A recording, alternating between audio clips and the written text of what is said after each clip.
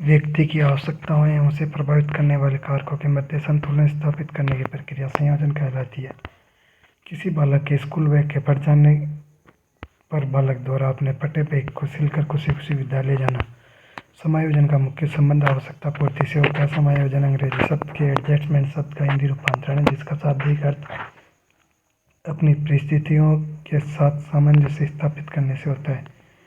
समायोजन की परिभाषा स्किनर महोदय ने समायोजन अधिगम में वृद्धि करने वाली प्रक्रिया है। गेट्स के अनुसार समायोजन एक सतत चलने वाली प्रक्रिया है, जिसके माध्यम से व्यक्ति अपने वातावरण के साथ सामंजस्यपूर्ण संबंध स्थापित करने के लिए अपने व्यवहार में परिवर्तन करता है। कोलमैन के अनुसार समायोजन अपनी आवश्यकताओं की पूर्ति एवं खिंचाने से बाहर निकलने के लिए व्यक्ति के द्वारा किए गए प्रयासों एवं कोशिशों का परिणाम है।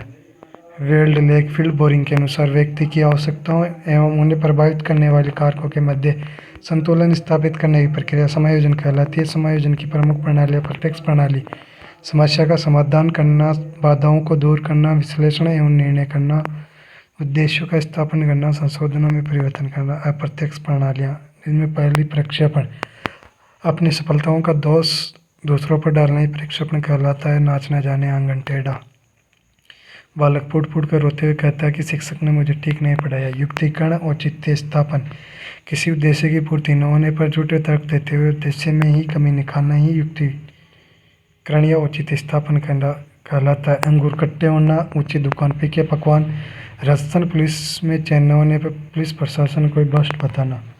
विस्थापन, अपने आक्रोश को उस जगह व्यक्त करना जहां से पुनः आक्रमण की संभावना न हो, विस्थापन कहलाता है। पति पत्नी का झगड़ा, बच्चों की पिटाई।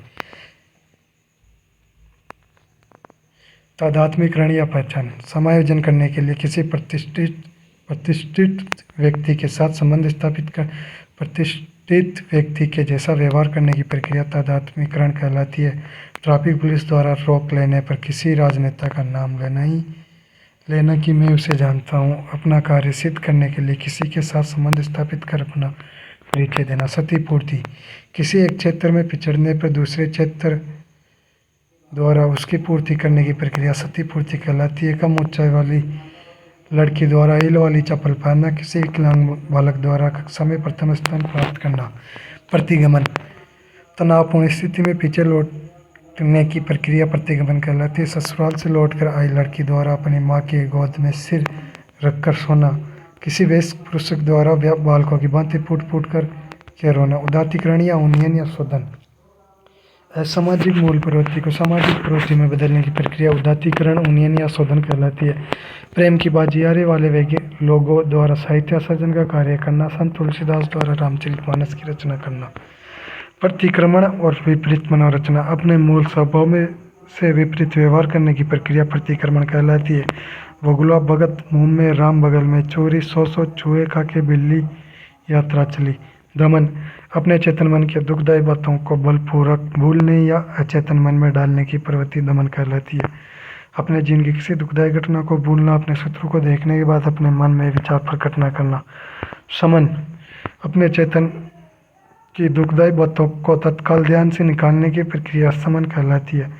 प्रातःकाल दूध वाले से झगड़ा, थोड़ी देर बाद सब कुछ भूल जाना। पृथक्करण, तनावपूर्ण स्थिति से स्वयं को अलग कर लेने की प्रक्रिया पृथक्करण कहलाती है। कक्षा में किसी छात्र द्वारा परेशान करने पर अपना स्थान बदल लेना। दिवास्वप्न, किसी व्यक्ति के चेतन मन की कोई इच्छा पूरी नहीं होने पर वह कल्पना के माध्यम से उसकी आंशिक संतुष्टि प्राप्त कर लेता है, उसे दिवास्वप्न कहते हैं। किसी लड़के की शादी न होने पर वह कल्पना में स्वयं के बारात में खूब नाचता है।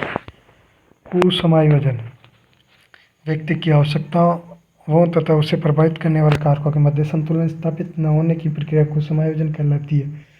कुसमायोजन अंग्रेजी के मेल एडजस्टमेंट शब्द का हिंदी रूपांतरण है, जिसका शाब्दिक अर्थ अपनी परिस्थितियों के साथ सामंजस्य स्थापित न कर पाने से होता है। कुसमायोजित व्यक्ति के लक्षण: हकलाना, घबराना, नजरें झुकाना, संवेगों की उग्रता, शीघ्र क्रोधित होना, आत्महत्या करना, पलायन करना, मादक पदार्थों का सेवन करना। कुसमायोजन के कारण: व्यक्तिगत कारण, शरीर का रंग, लंबी बीमारी, शारीरिक कमजोरी, निम्न मानसिकता और बद्धापन। पारिवारिक कारण में माता पिता का संबंध, भाई बहनों की संख्या, परिवार का व्यवसाय, भाई बहनों में झगड़ा। विद्यालयकरण: वातावरण का न होना, शिक्षकों शिक्षकों का पक्षपातपूर्ण व्यवहार, बालकों की मानसिकता, समस्या का समाधान तत्काल न होना। सृजनात्मकता पूर्व की विद्यमान वस्तुओं को मिलाकर किसी नवीन वस्तु का निर्माण करने की मौलिक प्रक्रिया सृजनात्मकता कहलाती है। किसी परंपरागत वस्तु में नवीन विशेषता उत्पन्न करने की मौलिक प्रक्रिया सृजनात्मकता कहलाती है। सृजनात्मकता में नवीन वस्तु का निर्माण होता है, परंतु अपनी पुरानी वस्तु के मौलिक गुण नष्ट नहीं होते हैं। बालक बालिकाओं में सृजनात्मकता या रचनात्मकता के गुणों का विकास 6 वर्ष की आयु में हो जाता है, जो जीवन के 30 वर्ष तक अधिक प्रभावी रहता है। सृजनात्मकता अंग्रेजी के क्रिएटिविटी शब्द का हिंदी रूपांतरण है, जिसकी उत्पत्ति क्रिएट शब्द से मानी जाती है, जिसका शाब्दिक अर्थ नवीन वस्तु का निर्माण करने से होता है। सृजनात्मकता की परिभाषा है। करो के अनुसार सृजनात्मकता मौलिक परिणामों को व्यक्त करने की मौलिक प्रक्रिया है। जेम्स ड्रेवन ने सृजनात्मकता का संबंध नवीन वस्तु का निर्माण करने से होता है। गिलफोर्ड के अनुसार सृजनात्मकता का संबंध नवीन उत्पाद, नवीन उत्पादन एवं नवीन उत्पादकता से है। स्टेन महोदय के अनुसार किसी कार्य का वह परिणाम जो अपेक्षाकृत नवीन हो और किसी वर्ग समूह द्वारा मान्य हो सृजनात्मकता कहलाती है। बेरिल महोदय के अनुसार पूर्व की विद्यमान वस्तुओं को मिलाकर किसी नवीन वस्तु का निर्माण करना ही सृजनात्मकता कहलाती है। सृजनात्मकता का स्वरूप मौलिकता सृजनात्मकता में बालक स्वयं के मौलिक विचारों से नवीन वस्तु का निर्माण करता है। वह दूसरों के विचारों से प्रभावित होकर नवीन वस्तु का निर्माण नहीं करता है, क्योंकि सृजनात्मकता में मौलिकता का गुण निहित होता है। प्रवाहिकता बालक बालिकाओं में एक बार सृजनात्मक विचार उत्पन्न हो जाने के उपरांत भी पुनर्सृजनात्मक विचारों को उत्पन्न किया जा सकता है, क्योंकि सृजनात्मकता में प्रवाहिकता का गुण निहित होता है। लचीलापन समय, परिस्थिति एवं आवश्यकता के अनुसार सृजनात्मक विचारों में परिवर्तन किया जा सकता है, क्योंकि सृजनात्मकता में लचीलेपन का गुण पाया जाता है। बुद्धि से भिन्न गिलफोर्ड के अनुसार सृजनात्मकता बुद्धि का ही एक भाग है, लेकिन फिर भी दोनों अलग अलग कर्तव्य, क्योंकि बुद्धि लब्धि अधिक होने का अर्थ ये नहीं होता कि उसमें सृजनात्मकता के गुण भी अधिक होंगे, क्योंकि एक सामान्य बुद्धि के बालक में भी सृजनात्मकता के गुण अधिक हो सकते हैं। जन्मजात एवं अर्जित बालक बालिकाओं में सृजनात्मकता के गुण जन्मजात होते हैं, परंतु उसका विकास वातावरण में अभ्यास एवं प्रशिक्षण के माध्यम से होता है। अतः इससे यह सिद्ध होता है कि सृजनात्मकता जन्मजात एवं अर्जित दोनों प्रकार की होती है। अपसारी चिंतन सृजनात्मकता का संबंध अपसारी चिंतन से होता है, क्योंकि सृजनात्मकता में बालक किसी विषय वस्तु के संबंध में अनेक विचार उत्पन्न करता है। सकारात्मक संबंध सृजनात्मकता एवं बुद्धि में सकारात्मक संबंध पाया जाता है, अर्थात एक सृजनात्मक बालक प्रतिभाशाली बालक बन सकता है, परंतु एक प्रतिभाशाली बालक कभी भी सृजनात्मक बालक कभी नहीं बन सकता।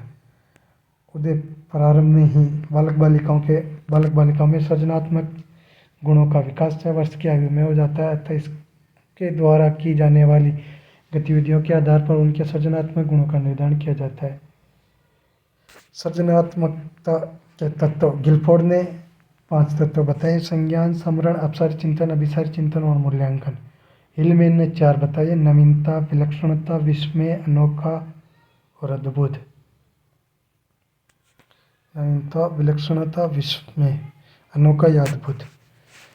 बाकर मेहंदी ने 3 बताए: मौलिकता, प्रवाहिकता और लचीलापन। सृजनात्मक बालक की विशेषताएं: मौलिक चिंतन पाया जाता है, कल्पनाशील होते हैं, अपसारी चिंतन होता है, इनमें जिज्ञासु प्रवृत्ति के होते हैं, निर्णय लेने में सक्षम होते हैं, जोखिम उठाने में सक्षम होते हैं, सामाजिक मान्यताओं के मानने वाले, बहिर्मुखी व्यक्तित्व के होते हैं, जिज्ञासु प्रवृत्ति के होते हैं, समायोजन करने में सक्षम होते हैं, ईमानदार होते हैं, कर्मशील होते हैं, सहयोगी होते हैं। महत्वपूर्ण कथन: विश्व में सर्वप्रथम सृजनात्मकता का मापन करने का श्रेय गिलफोर्ड को जाता है, जिन्होंने सृजनात्मकता का मापन करने के लिए अपसारी चिंतन अर्थात केंद्राभिमुख विधि का प्रयोग किया है। भारत में सर्वप्रथम सृजनात्मकता का मापन करने का श्रेय बाकर मेहंदी को जाता है। अब्रामसन ने सृजनात्मकता का मापन करने के लिए स्याही डब्बा परीक्षण किया है। मार्क के द्वारा सृजनात्मकता का मापन करने हेतु निरीक्षण विधि का प्रयोग किया गया। तलाज एवं कोगान ने सृजनात्मकता का मापन करने के लिए सहसंबंध विधि का प्रयोग किया। मेलकार्टी द्वारा सृजनात्मकता का मापन करने के लिए चित्रांकन परीक्षण किया गया। टोरेंसो मित्सोटो सृजनात्मकता के शाब्दिक अशाब्दिक परीक्षण है। सृजनात्मकता में मौलिकता, प्रभाविता एवं लचीलेपन का मापन होता है तथा इसमें स्मृतिकरण एवं तार्किकता का अभाव पाया जाता है।